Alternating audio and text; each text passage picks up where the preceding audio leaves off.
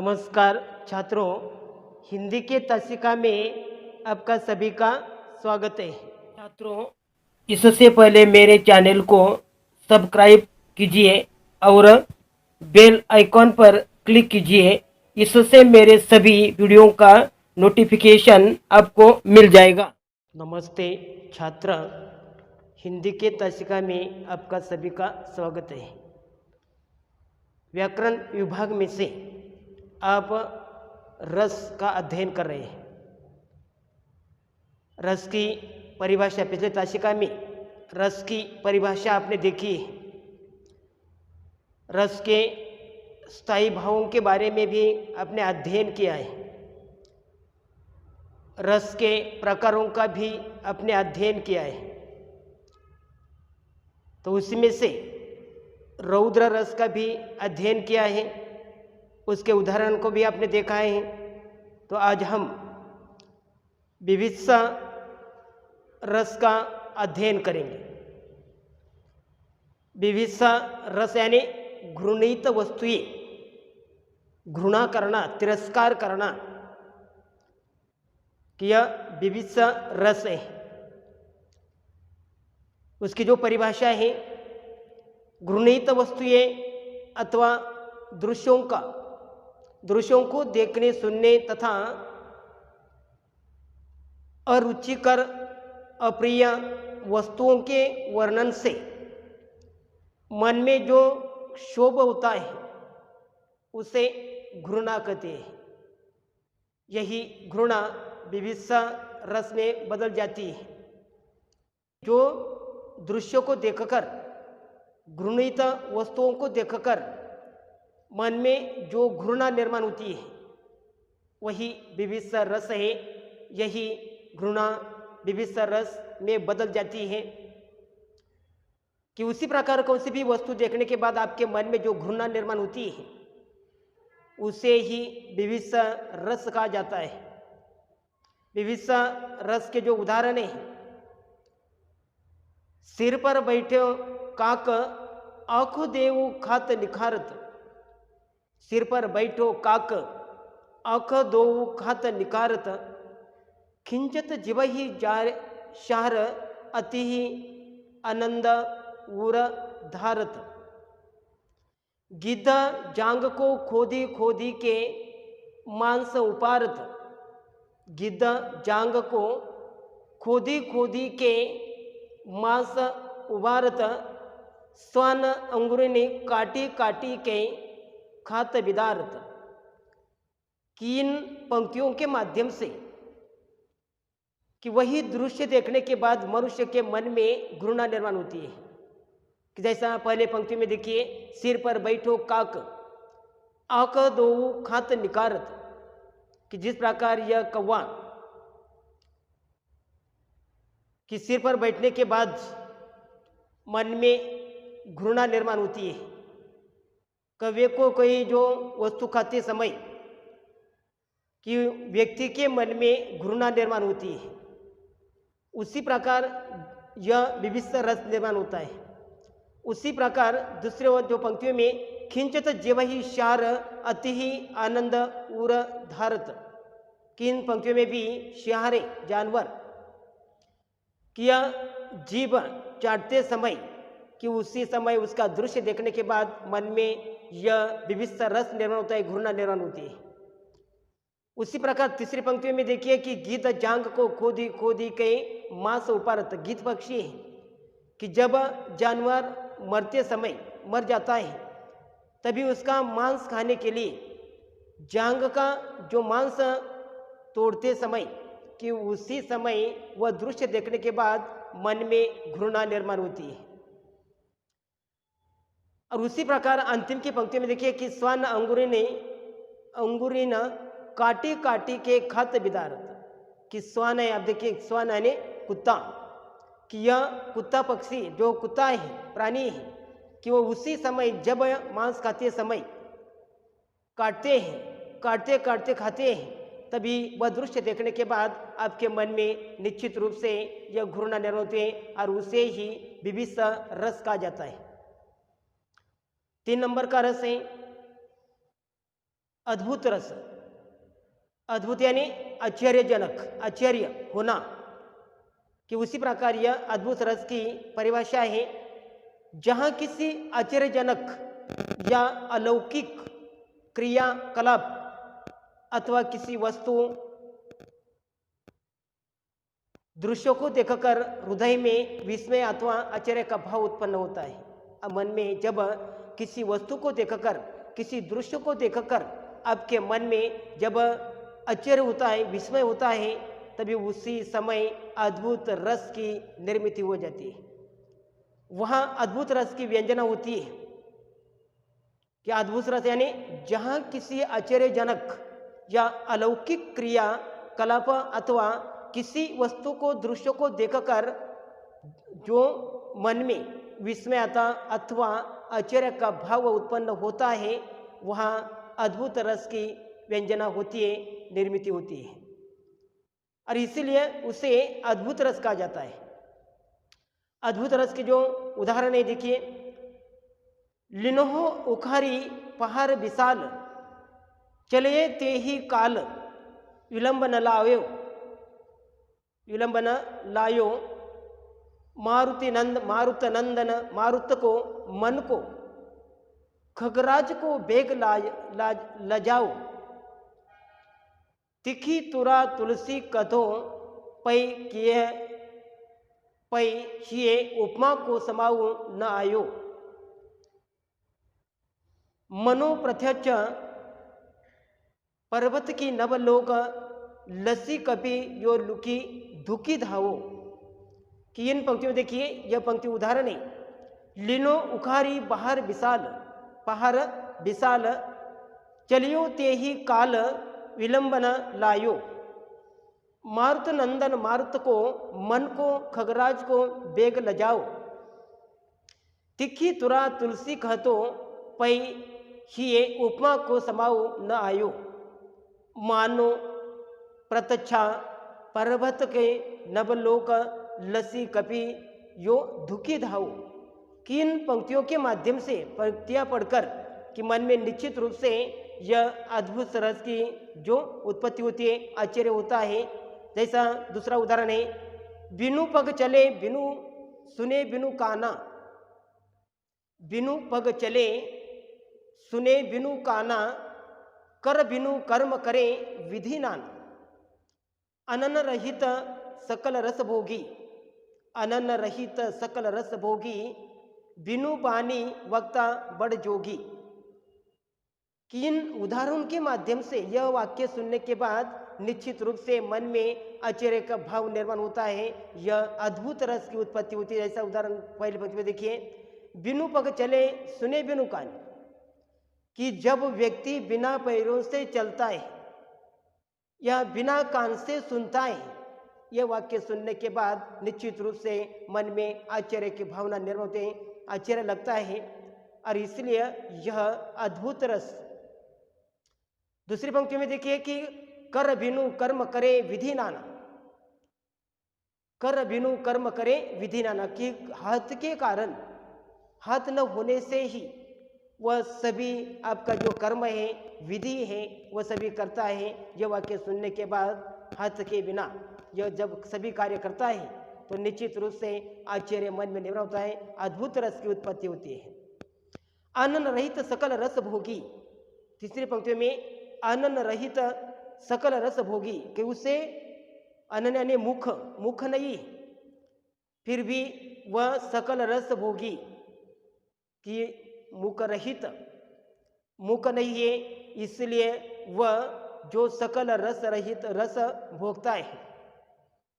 बिनु वाणी वक्ता बड़ा होगी जोगी, क्या आप देखिए कि बिना वाणी के कारण कि बड़ा वक्ता हो जाता है, वक्त बड़ा वक्ता है, इसलिए यह अद्भुत है, यह आश्चर्य है, और इसलिए अद्भुत रस की विवाह उत्पत्ति होती है। और 4 नंबर का है श्रृंगार रस। श्रृंगार यानी जब अब पोशाक परिधान करते हैं, तरह तरह का श्रृंगार करते हैं, जो आभूषण पहनते हैं, और उसी समय वह यह श्रृंगार रस की निर्मित होती है। श्रृंगार रस की परिभाषा है, देखिए, जहाँ स्त्री पुरुषों की प्रेमपूर्ण चेष्टाओं, जहाँ स्त्री पुरुष की प्रेमपूर्ण चेष्टाओं या क्रियाकलापों का श्रृंगारिक वर्णन होता है। जहाँ स्त्री पुरुष की प्रेमपूर्ण चेष्टाओं या क्रियाकलापों का श्रृंगारिक वर्णन होता है, वहाँ श्रृंगार रस की उत्पत्ति होती है। कि यह मनुष्य या स्त्री पुरुष की तरह तरह के पोषक आभूषण परिधान करते हैं और उसी समय यह रस की प्राप्ति होती है और उसे ही श्रृंगार रस कहा गया है। जहाँ स्त्री पुरुषों की प्रेमपूर्ण चेष्टाओं या क्रियाकलापों का श्रृंगारिक वर्णन होता है, वहाँ श्रृंगार रस की उत्पत्ति होती है। उदाहरण देखिए, दुल्हा श्री रघुनाथ बने, दुल्हा श्री रघुनाथ बने, दुलही सिया सुंदर मंदिर माही, गावत गीत सबे मिली सुंदरी, वेद जहाँ जुरी विभ्र पढ़ाई, राम को रूपी निहरती जानकी, कंगन के नग की परिछाई, याते सबे सुधी भूली गई, कर टेकी रही पल टारत नहीं। कि इन पंक्तियों के माध्यम से यह श्रृंगारिक वर्णन, श्रृंगारिक भाव निर्माण होता है। दुल्हा श्री रघुनाथ बने, दुलही सिया सुंदर मंदिर माही, गावत गीत सबे मिले सुंदरी, वेद वहाँ जुरी विप्र पढ़ाई, राम को रूप निहारते जानकी।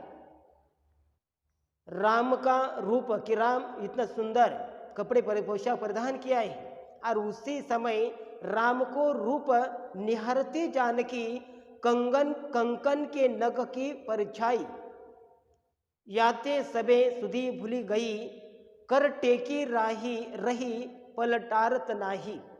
किन पंक्तियों के माध्यम से यह सौंदर्य का भाव निर्माण होता है और इसलिए यह जो श्रृंगार रस है और उसी प्रकार यह श्रृंगार रस का उदाहरण आपने देखा है। और बाद में 4 नंबर का है शांत रस। शांत रस यानी जहाँ जो मन में आनंद होता है, शांति मिलती है, तभी उसी समय यह शांत रस की उत्पत्ति होती है। जैसा शांत रस यानी जहाँ भक्ति, नीति, ज्ञान, वैराग्य, धर्म, दर्शन, तत्व ज्ञान अथवा सांसारिक नश्वरता संबंधी बातों का वर्णन होता हो, वह शांत रस उत्पन्न होता है। कि वह शांत रस उत्पन्न होता है। ज्ञान होने अथवा मन में वैराग्य उत्पन्न होने पर मन में ऐसा भाव जागृत होते हैं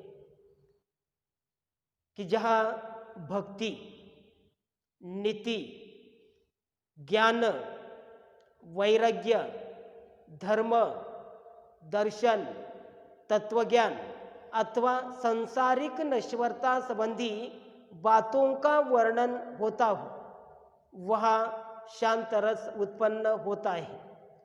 ज्ञान होने अथवा मन में वैराग्य उत्पन्न होने पर मन में ऐसा भाव जागृत होते हैं, वहाँ शांत रस की उत्पत्ति होती है और उसे शांत रस कहा जाता है। शांत रस का उदाहरण आप देखिए, मन पछताए अवसर बीते, मन पछते हैं अवसर बीते, दुर्लभ देह पाई हरिपद भजो, कर्म वचन अरु होते, सहस बाहु 10 वदन अधि नृप, बचे अधि नृप, बचे न काल बलि तो काल बलिते, हम करी धन धाम सावरे, अंत चले उठी रीते। सुत बनितादि जानी स्वार्थ रतन करुण यह सब हिते। कि इन पंक्तियों के माध्यम से कि यह मन में वैराग्य की भावना निर्माण होती है, शांत रस निर्माण होता है और इसलिए उसे शांत रस कहा जाता है।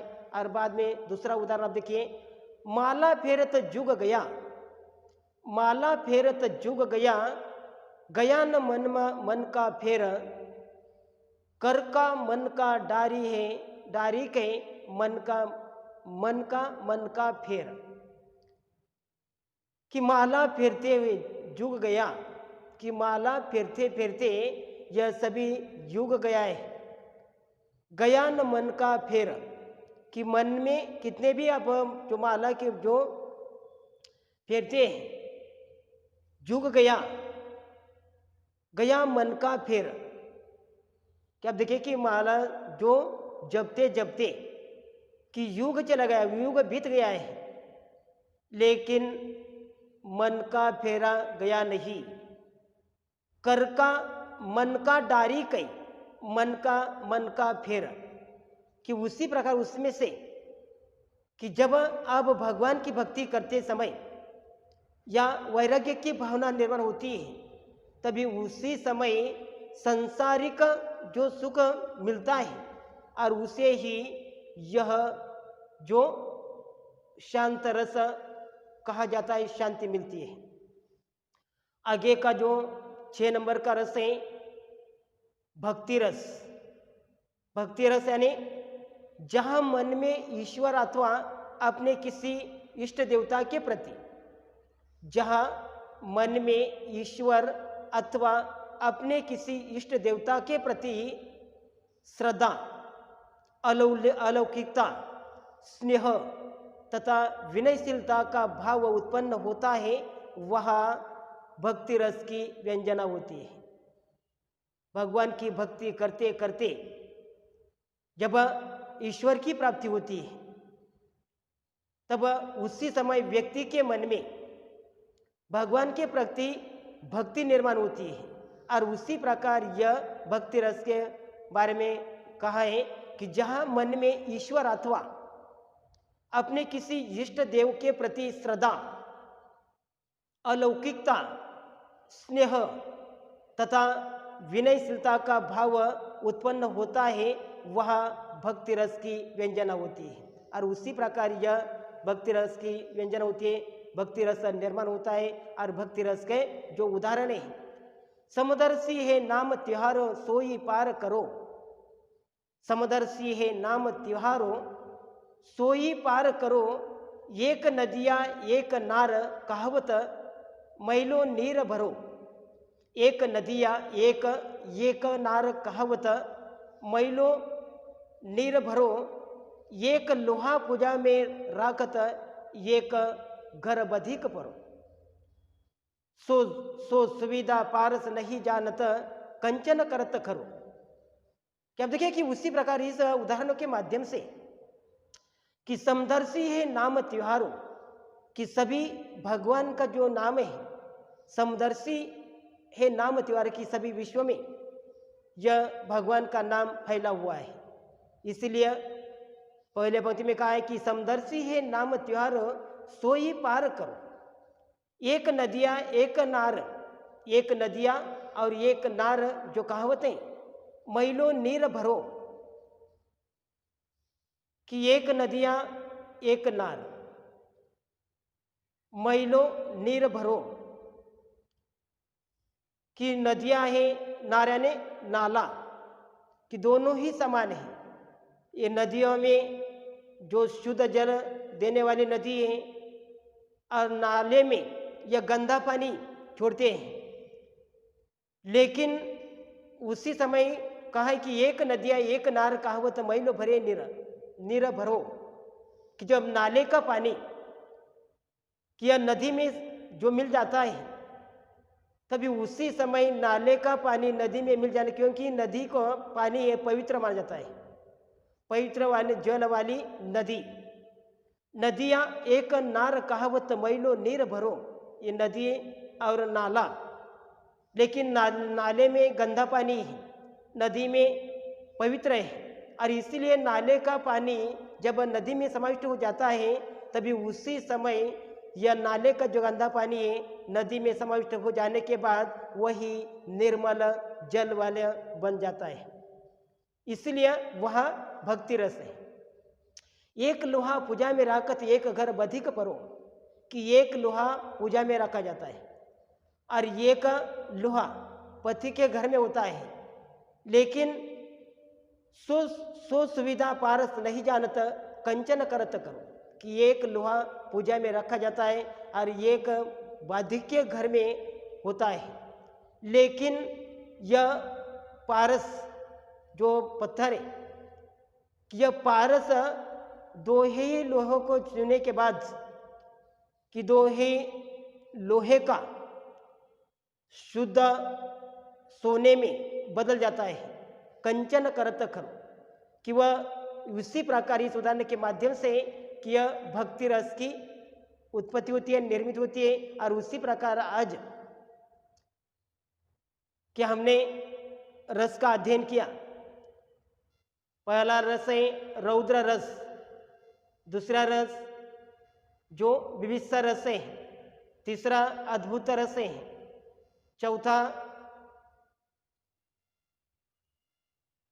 श्रृंगार रस, 5 नंबर का आपने देखा शांत रस, और 6 नंबर का है यह भक्ति रस आपने देखा है। और यह रस आपके सभी प्रकार पहले पिछले तासिका में कि आपने रस की परिभाषा, रस के स्थायी भाव, रस के प्रकार ये देखे हैं, और आज यह रस के सभी प्रकार 6 प्रकार आपने देखे हैं। और इसी प्रकार कि आज के तासिका में कि आपका यह रस यही खत्म हो गए। धन्यवाद।